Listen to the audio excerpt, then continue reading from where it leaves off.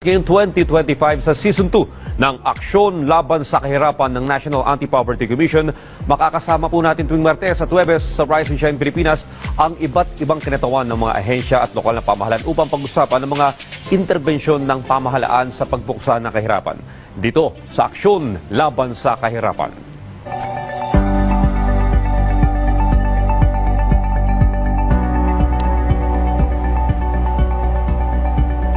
Sa ating pong bagong season, tututukan natin ang convergence o yung pagsama-sama ng mga programa at stakeholders sa patuloy na pagpapaunlad ng mga komunidad at pamayanan.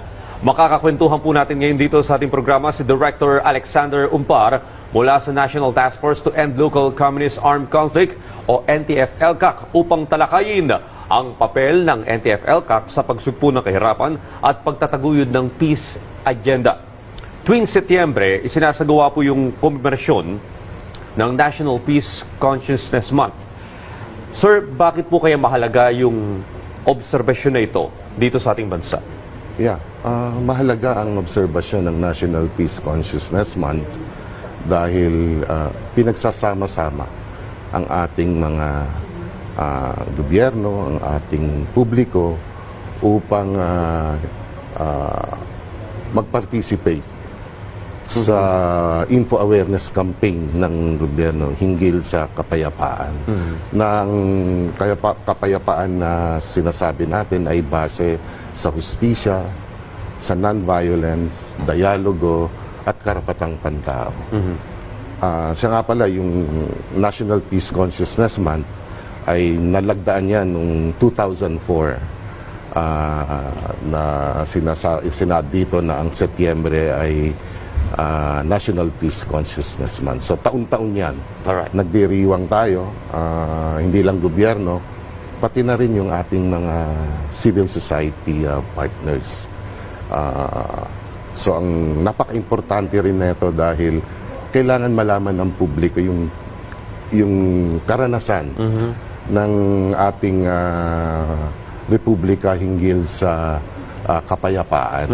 Meron tayong peace negotiations sa MNLF, sa MILF, sa CPP, NPA, NDF, at pati na rin itong RPA, RPMP, RPA, ABB, at CPLA, CBA.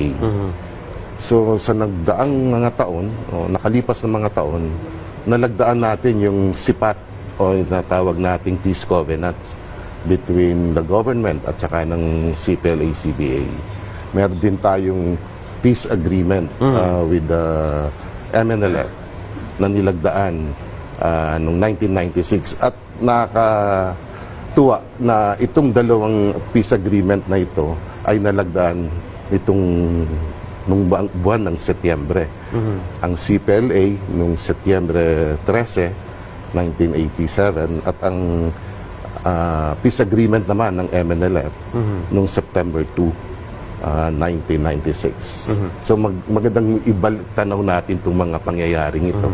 Dahil ito'y nakatulong sa pagkakaroon ng kapayapaan at ang ating development tuloy-tuloy na umayabong para sa ating mga kapwa Pilipino. Isa pa dito, yung pinagdiriwang natin sa international naman, yung Setyembre 21. Alright. Itinalaga ng UN yan bilang International Day of Peace. Okay. Well, base po sa pag-aaral, Director, na ang ugat ng pagtalikod sa pamahalaan ay kahirapan. Pakipaliwanag nga po sa ating mga kababayan kung ano po ang mandato ng NTF-ELCAC, kung paano nakakatulong yung inyong ahensya sa pagsugpo ng kahirapan.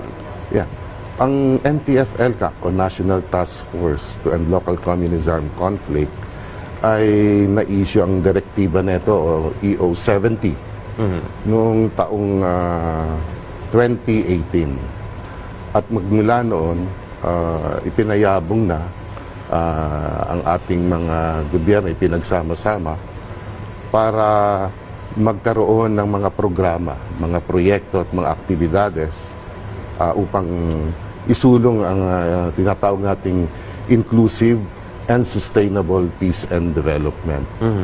So ang mandato ng NTF-ELCAC ay siya ang co-converge ng mga efforts ng lahat ng ahensya na makatulong upang ang kahirapan ay maipababa natin, no?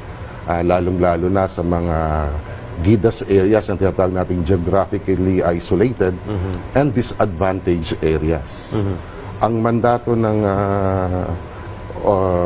NTF-ELCAC ay organisado rin dahil meron tayong tinatawag na EXECOM.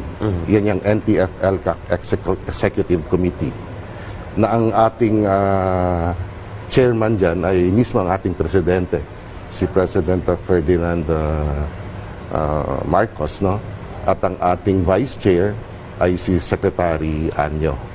At ang aming executive director, si Undersecretary Ernesto C. Torres Jr., ang kumukumpas naman sa National Secretariat at namumuno upang itong mga efforts nga ng ating mga ahensya ay ma-coordinate, ma-converge para lalong maranasan ng ating mga kababayan, lalong-lalo na yung mga tinatawag nating nasa laylayan ng ating lipunan, na maka-experience ng development. Hindi lang ito yung social development but concrete ba yung infrastructure development. Yan. Na mapapakinabangan ng mga nasa liblib na lugar. Yeah. Okay. Well, dito nga po sa NCR, mostly dito sa Luzon, hindi namin alam kung ano yung sitwasyon ng rebelyon sa mga liblib na lugar. Ano po kaya yung kasalukuyang lagay o estado ng usaping pangkapayapaan as a whole sa ating bansa? As a whole, gaya nga ng sinasabi na aming mga principals, welcome lahat ng mga peace overtures, no? Yung mga gustong makasolve ng ating problema at sa Pilipinas tungkol sa kapayapaan. So sa mga liblib na lugar, meron tayong mga programa na binabahagi lalong-lalo sa ating mga communities. So nandyan ang Barangay Development Program. Nandyan yung mga programa ng iba't ibang ahensya, gagaya ng TESDA. Meron sila yung TESDA sa barangay. Meron tayo yung Department of Agrarian Reform tungkol naman sa pagbabahagi ng lupa para sa ating mga kababayan. Isa pa rito, yung capacity building. Kinakapacitate natin yung ating mga komunidad para ma-prepare sila sa anumang mga proyekto ng livelihood o livelihood opportunities na darating sa kanilang komunidad. Well, Director, isang mahalaga pong pagbalangkas nung pagkamit ng kaunlaran ay yung konsepto po ng convergence o yung intersection ng mga stakeholders o iba't ibang isyung panlipunan. Paano po nagko-converge ang mga usaping pangkapayapaan at pagsugpo ng kahirapan sa bansa sa pangunguna po ng NTF-ELCAC? Yeah. Sa NTF-ELCAC, gaya ng nasabi ko, balikan ko lang yung mekanismo kasi or structure ng NTF-ELCAC. Meron tayong executive committee na yun nga, nasabi ko, si Presidente ang chair, si Secretary ang ating vice chair. At under neto, may 32 agencies. Mga heads ng secretaries tuwing mga executive committee meetings namin, dumadating sila. At may partisipasyon din ang dalawang private sector dito sa EXECO. Sa EXECO, meron din tayo sa national agencies, meron tayong tinatawag na 12 clusters. Ito yung mga convergence effort ng different agencies na tumututok sa mga concerns o challenges ng ating mga sektor. Dito meron tayong basic services cluster, meron tayong IRM o infrastructure resource management cluster, poverty reduction, livelihood employment cluster, at yung tinatawag nating local government empowerment cluster. Ito ay sa ibang mga clusters naman, meron din tayo ang tinatawag na situational awareness knowledge management cluster, SUCBEM, o ito yung tinatawag natin na para sa mga mga basic sectors naman natin ang tinututukan neto. Meron din tayong Local Peace Engagement Cluster, Pledge Cluster of Peace Law Enforcement Development, and Support Cluster at Legal Cooperation Cluster. At itong clusters na ito, mini-mirror ito sa Joint Regional Task Forces, LCAC. So meron din tayo at the regional level, down to the provincial, municipal, and barangay level. Ang Joint Regional Task Forces ay pinamumunuan ng isang CORDS o Cabinet Oversight for Regional Development and Security.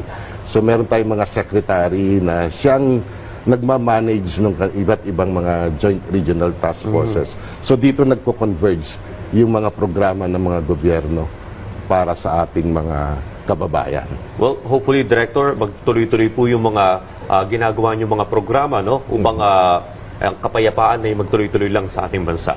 Malugod po kami nagpapasalamat sa inyong suporta.